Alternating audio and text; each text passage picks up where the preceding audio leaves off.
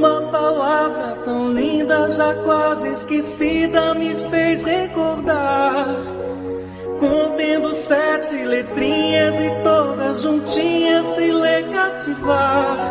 Cativar é amar, é também carregar um pouquinho da dor que alguém tem que levar. Cativou, disse alguém, laços fortes criou. Responsável tu és pelo que cativou. Num deserto tão só, entre homens te bem, Vou tentar cativar, viver perto de alguém. Vou tentar cativar, viver perto de alguém.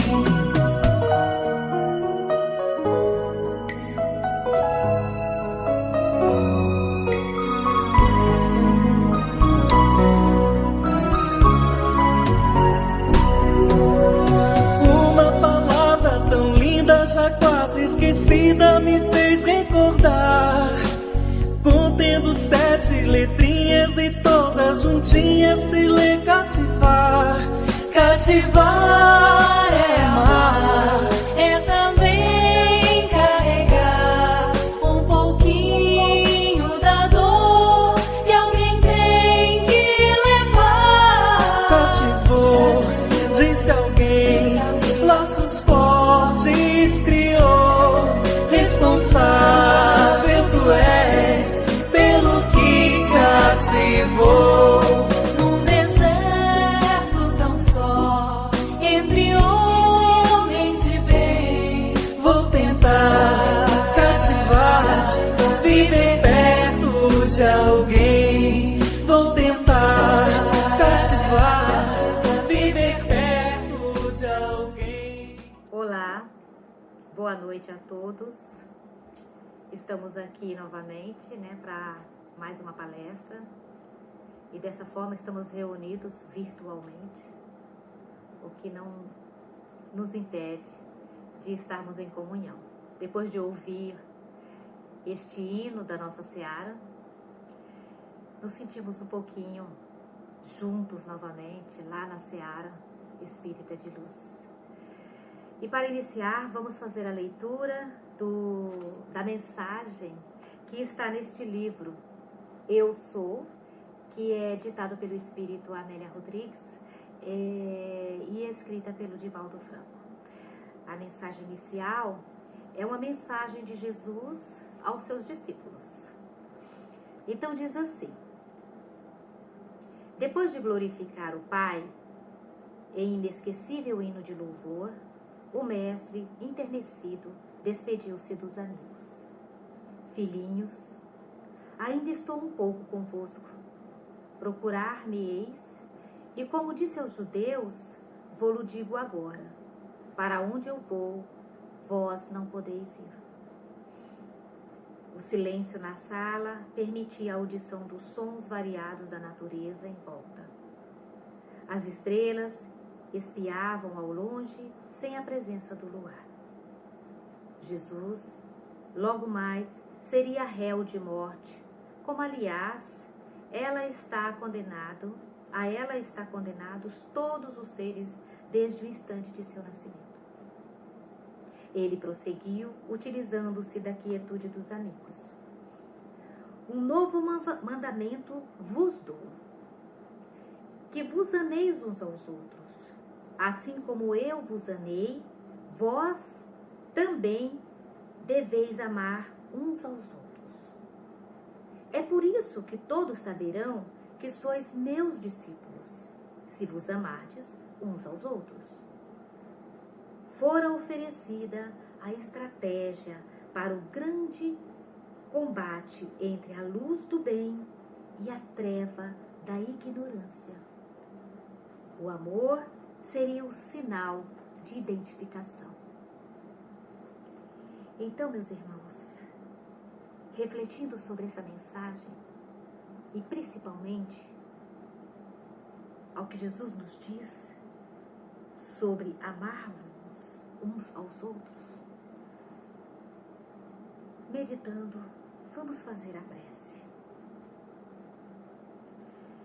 Que todos possam, de olhos fechados, bem relaxados, espalmar suas mãos, elevar o pensamento em agradecimento. Agradecimento pela mensagem do Cristo, que veio até este planeta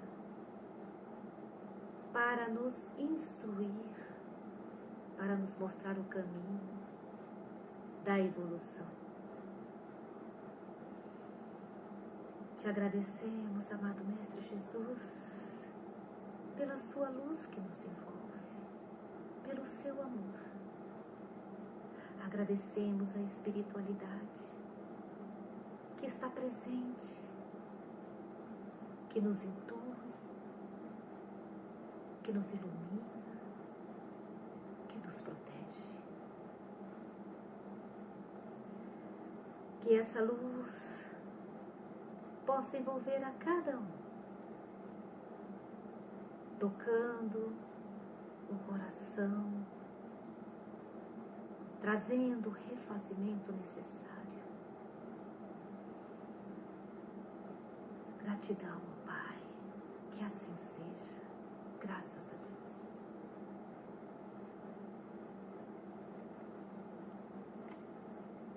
Hoje, a palestra e o tema da palestra é sobre a paixão de Cristo. Estamos vivenciando neste momento a Quaresma e há muito mais, voltarmos muito mais para esse tema. Então, se liga a TV, vamos ver filmes mostrando esse momento da paixão de Cristo. Vamos ouvir debates a respeito. Então, é um tema que nesse momento está fervilhando nas mentes de todos os cristãos, de todos aqueles que acreditam em Jesus e que têm fé em Jesus. E por que falar sobre a paixão hoje, né? A paixão de Cristo, ela vai trazer para nós uma reflexão que Jesus nos deixou. Porque ele chega e nos diz assim: eu sou o Cordeiro de Deus. Ele já sabia que ia passar por todo esse processo. Ele já sabia. E isso está nos evangelhos. Mas ele nos fala: eu sou o Cordeiro de Deus. Por que que ele nos diz isso? Então, ele vai usar a linguagem daquela época e daquele povo. E aí, faz-se interessante nos atentarmos para algumas passagens no Evangelho, por exemplo, que vai dizer assim: para bem se compreenderem algumas passagens dos Evangelhos, necessário se faz conhecer o valor de muitas palavras neles frequentemente empregadas e que caracterizam o estado dos costumes e da sociedade judia naquela época. Então Jesus, ele vai buscar dentro dos costumes daquela sociedade, porque ele veio como Messias, ele veio como enviado de Deus, ele veio para mostrar que o reino dele não é deste mundo. Mas ele vai mostrando a partir de alguns costumes. Dizer que é o Cordeiro de Deus vai nos remontar a visão que os judeus, né, que o povo hebreu tinha sobre a questão do sacrifício. A oferta de um cordeiro, do sangue do cordeiro, que lá no Egito, enquanto esse povo hebreu eram prisioneiros, eram escravos do povo egípcio, em um dos momentos de momentos que antecede a fuga desse povo, o anjo vem para protegê-los e pede que mate um cordeiro e que passe o sangue na porta de cada um dos filhos de Deus, para que o anjo da morte não os leve. E isso acontece, eles fazem isso, fazem todo o ritual, passa esse sangue, e o anjo da morte vem e leva os primogênitos, mas daqueles que não fizeram esse sacrifício, que não colocaram esse sangue. Então, dos egípcios, que não tinha esse costume, não tinha essa cultura. Inclusive o filho do faraó. O que faz com que o povo hebreu, né, com que o faraó liberte o povo hebreu. E aí a Páscoa, ele tem esse sentido de passagem, que é comemorado desde esse período. Então Jesus, ele vai para Jerusalém no período da Páscoa. Jesus, ele se coloca como um cordeiro, o Cordeiro de Deus. É costume nesse período os judeus sacrificarem, colocarem em holocausto, sacrificarem cordeiros para oferecer ao seu Deus, para oferecer em sacrifício, como uma forma de purificação dos seus pecados, de purificação dos seus erros. Então, Jesus, ele busca desse costume para poder falar com o seu povo, que nós vamos entender logo mais o que significa Jesus ser o Cordeiro de Deus. Também, no Evangelho por Emanuel, ele diz assim também: entre um dia e outro, ele se recolhia à casa de Simão, o leproso, na aldeia de Betânia, para mostrar a todos que nada podia assustá-lo. Os testemunhos indicam, todavia, que o seu temperamento se alterara naqueles dias derradeiros. Tornou-se pensativo e tristonho. Em 3 ocasiões anteriores, ele alertara os discípulos que a vinda dele para Jerusalém resultaria na sua morte e ressurreição. Isso também está lá em Mateus 16, versículo 17, 18, 19 e 20. Então, quando Jesus vai para Jerusalém, que a paixão de Cristo, ela começa, né, em torno de uns 5 dias antes da crucificação. Quando Jesus vai a Jerusalém, que ele entra em Jerusalém, montado em um jumento, para mostrar que esse rei que chega, ele é simplicidade, ele é humildade, ele traz essas mudanças. Então ele é saudado, ele é honrado pelo povo, pelos povos que já conheciam os seus milagres, que já conheciam a sua conduta, que já o admirava. Jesus é recebido como um rei. Mas Jesus estando ali, ele já sente também toda essa energia. E por isso, porque ele fica hospedado nas cercanias de Jerusalém, em Betânia, ele diz aos seus discípulos que já pressente que a sua morte está próxima. E ele sente dentro desses muros de Jerusalém, ele sente essa energia densa. E ali ele vai fazer, né, algumas ações que vai instigar, né, o ódio, a raiva, que vai provocar aí os sumos sacerdotes, né, os poderosos daquela época. Uma dessas ações é quando ele expulsa os vendilhões do templo. Então, esse ato de expulsá-los, de não aceitar que dentro de um templo houvesse ações de comércio, porque ali era um ambiente de oração. Quem era ele para chegar naquele local e expulsar? Então, dentro dos costumes daquela época, que posto ele assumia ali dentro de Jerusalém para fazer aquele processo? Então, isso já é um motivo para fazer com que esses sacerdotes se revoltem contra eles e trazer também todo esse movimento contra ele. Além disso, ele vai discutir com os publicanos, os fariseus, chamá-los de hipócritas, discordar de seus discursos. Ele vai se impor com suas ideias. E, gente, Até hoje, meus irmãos, quando nós vamos colocar algumas ideias que não é a ideia que sobrepõe, que a maioria está acostumada, como nós agimos? Será que agimos benevolentemente? Será que agimos aceitando de bom grado? Vamos olhar para nós hoje. Será que nós olharíamos para Jesus com essas novas ideias? Ideias que não conciliavam, não coadunavam com as ideias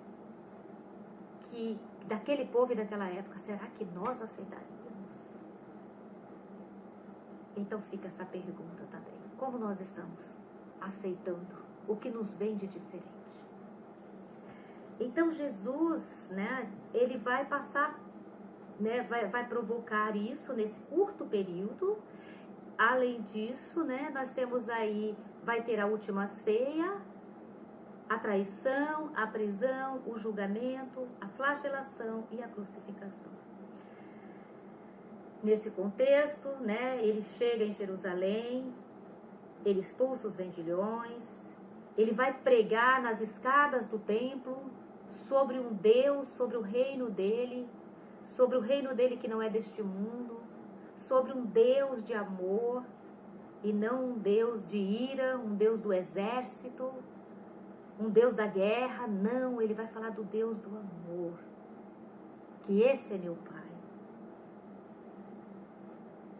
Então, meus irmãos, Jesus, ele vai convidar os seus discípulos para essa última ceia. E nesse momento da última ceia, em que ele está reunido em um espaço, uma casa, por assim dizer, ele vai lavar os pés dos discípulos. E lavar os pés também era um costume judaico. Quando chegava de longa distância algum anfitrião, o amo pedia ao seu servo, né, o anfitrião ali pedia ao seu servo que lavasse os pés desse visitante. Então trazia uma bacia com água, colocava para trazer um conforto, para refrescar, para relaxar. Quando nós estamos muito cansados, se fazemos isso, nós relaxamos mais. E isso nos traz um conforto muito grande. Mas Jesus ali, como anfitrião, ele recebe os seus discípulos e ele mesmo se coloca como servo para lavar os pés dos seus discípulos. Quando, prontamente, esses discípulos, eles negam, eles não concordam, não, eles não aceitam. Mas Jesus explica que ele precisa dar o exemplo da humildade, do servir com amor. Ele precisa dar esse exemplo. E Jesus vai mostrar para eles que só assim, quando um fizer no outro, Jesus lavar os pés deles e eles também dos seus companheiros, é com essa união, é um fazendo pelo outro ali, nesse processo de humildade, é que eles se tornarão de fato os seus discípulos, é que eles se tornarão de fato os seus seguidores. Então Jesus, ele vem o tempo todo, a partir daqueles costumes daquela época, ele vai mostrando para os seus discípulos como eles devem proceder, como nós devemos proceder e seguir para levar a palavra de Deus. Ele se coloca como o primeiro exemplo, ele se coloca como Cordeiro de Deus. E assim, ele dá mais um ensinamento aos seus discípulos. Depois do momento da ceia, quando há a Eucaristia, né? Que ele vai trabalhar ali, coma deste pão, que este pão representa o meu corpo, esse vinho representa o meu sangue. Quando Jesus nos dá isso daí, ele está mostrando que ele é a fonte de vida. Essa metáfora do comer o pão e saciar a fome, do beber o vinho e saciar a sede, é a metáfora divina da vida. Jesus é a fonte de vida. É nele que devemos beber. Beber e matar a nossa sede. Com as suas ideias, com os seus ensinamentos. Que possamos neste momento estar neste banquete propiciado por Jesus. E neste banquete nos alimentarmos desta energia divina, trazendo assim os ensinamentos de amor de Jesus e praticando-os.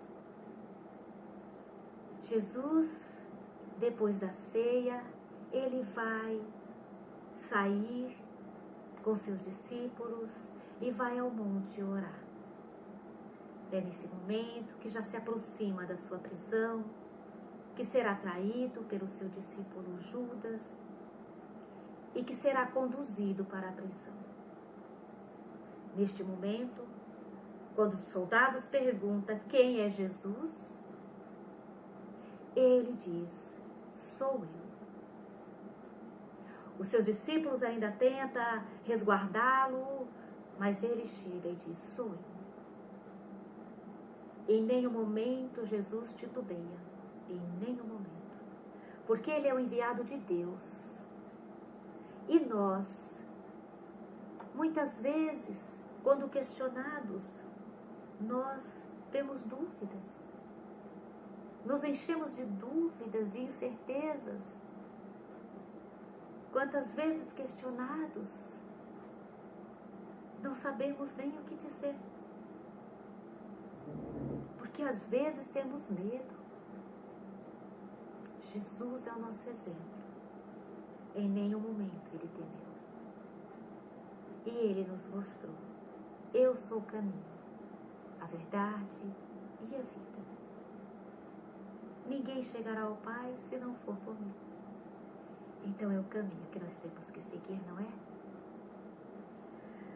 Jesus passa por todo o processo de julgamento e sendo julgado porque os judeus, eles não concordam com esse Messias. Eles esperam o Messias prometido de Moisés, de Abraão. E Jesus não atende a essas expectativas que eles esperavam. Jesus é simplicidade. Jesus é a verdade. Jesus não está dentro daquilo que eles esperavam. E quando Jesus começa a pregar esse reino de Deus, ele é condenado pelos sumos sacerdotes de blasfêmia. Caifás, que é o sumo sacerdote no Sinédrio, o condena de blasfêmia e o encaminha a Pôncio Pilatos. Pilatos não vê nenhum crime nesse homem, mas não sabe como salvá-lo da crucificação. Porém, lava suas mãos. Mas no último momento, ele ainda pede, ele coloca para que escolham a quem dará liberdade. A Barrabás ou a Jesus Cristo. Porque esse era o momento que eles davam indulto a um prisioneiro. E a turba toda gritam por Barrabás. Jesus, sozinho, aceita o seu destino, para o qual ele veio.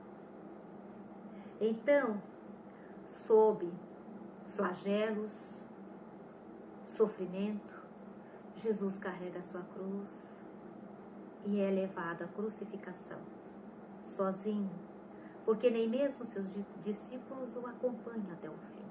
Com medo, Pedro o nega por 3 vezes. Quem acompanha Jesus são as mulheres. E João Evangelista, que no Evangelho de João, ele coloca que somente ele e as mulheres estavam ali. Pensemos nesse momento, que mesmo ali crucificado, Jesus perdoa Dimas, o ladrão, que estava ao seu lado. Jesus olha para a humanidade e diz, Pai, perdoem-nos, porque eles não sabem o que fazem. E de fato não sabiam. Os judeus, escolhendo a crucificação de Jesus, pensou em matar não só o homem, mas a ideia. A ideia é muito mais perigosa. E a crucificação era algo execrável pela sociedade judia. Aquele que era crucificado, ele era esquecido pela sociedade. Então, achando que desta forma suas ideias seriam esquecidas. Mas não foi, estamos aqui neste momento para provar. Jesus disse, perdoe-o porque eles não sabem o que fazem. E de fato não sabiam. Não tinham consciência que estavam ali matando um enviado de Deus.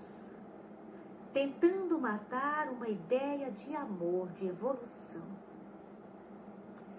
Nós carregamos conosco essa ideia muito de Jesus pregado em uma cruz, da morte de Jesus. Mas é muito importante que reflitamos sobre a vida, porque Jesus, ele se ofereceu como cordeiro, mas ele se ofereceu como Cordeiro de Deus para que nós olhássemos para este exemplo e também nos sacrificássemos. O cordeiro é o sacrifício que se faz, conforme os costumes judios, para se purificar. Então eles pegavam o melhor cordeiro e sacrificavam, porque dessa forma eles se purificavam de todo o mal. Jesus, como cordeiro, ele se sacrifica, para que nós olhemos para este exemplo, para que nós seguimos o exemplo de Jesus, o exemplo de amor, e possamos sacrificar dentro de nós, sacrificar as nossas paixões. Será que nós estamos sacrificando?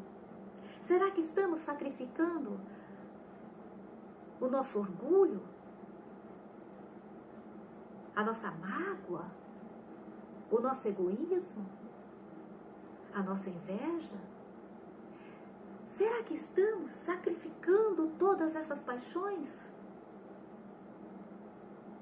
Porque apenas ir ao templo e orar, com palavras belas, oferecer algo, não é o suficiente. Jesus, enquanto Cordeiro de Deus, mostrou como exemplo. E nós devemos seguir este exemplo. Outra mensagem que Jesus nos trouxe, e que ela deve ser vista com muita atenção, porque nesses momentos da paixão de Cristo, nós olhamos muito para a paixão em si, para os sofrimentos em si, e esquecemos de olhar para a ressurreição. Jesus não veio para ficar pregado eternamente em uma cruz. Ele não veio para isso. Jesus, ele veio para provar à humanidade a imortalidade da alma.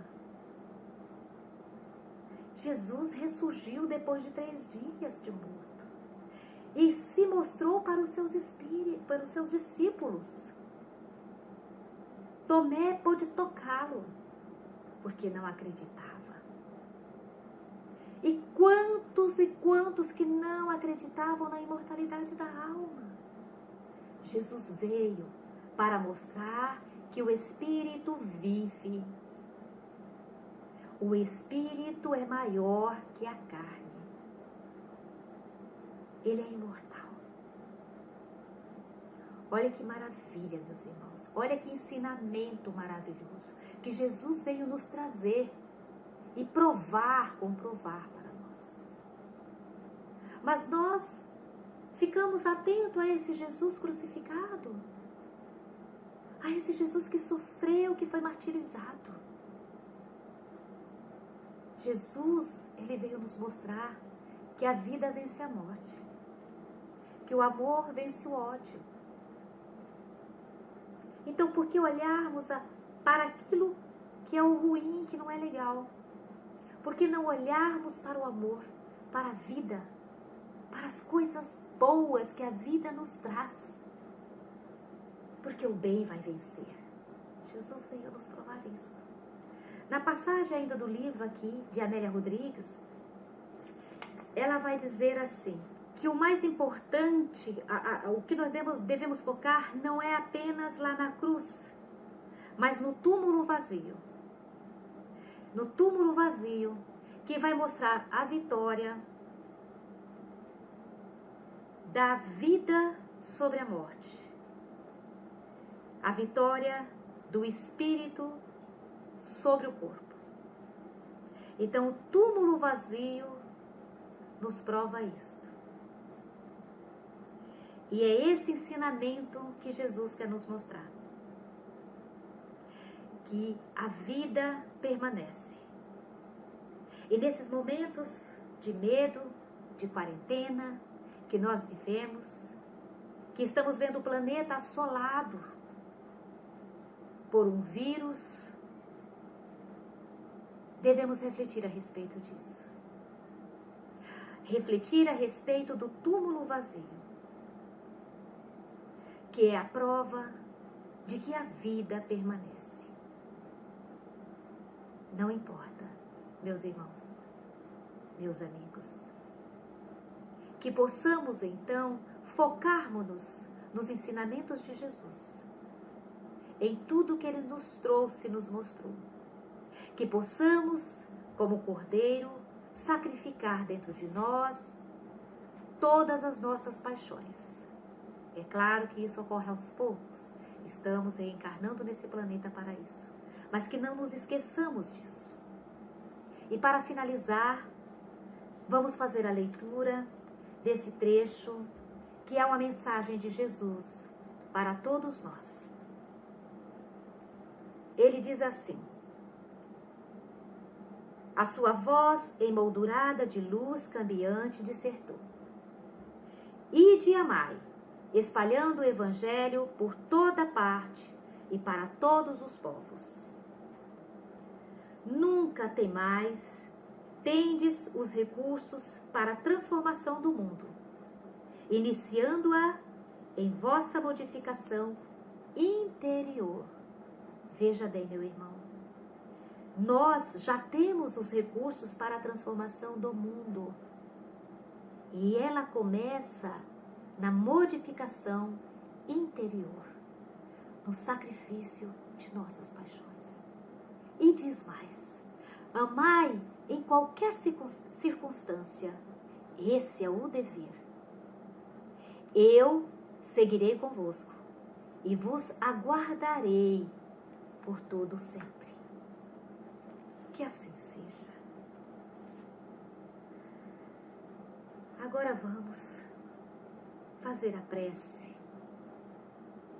de encerramento. Pai, de infinito amor e bondade, te agradecemos imensamente pela sua luz que nos envolve. Muito obrigada, Senhor, pelos seus ensinamentos. Jesus, que possamos ser fortes no enfrentamento do dia a dia. Que possamos ser sábios. Que possamos, Senhor, beber nessa fonte fecunda e infinita de sabedoria e de amor. E que possamos, Senhor, modificando a nós mesmos, começar a modificar o mundo, para que logo mais possamos encontrar o seu reino. Que a sua luz, Senhor, esteja em todos os hospitais, envolvendo cada enfermo, trazendo a eles um momento de paz, de alívio, de refazimento. Te agradecemos, ó Pai, pela possibilidade de sermos instrumento de vossa paz. Usa-nos, Senhor. Muito obrigada. Que assim seja. Graças a Deus. Que Jesus abençoe a todos. Boa noite.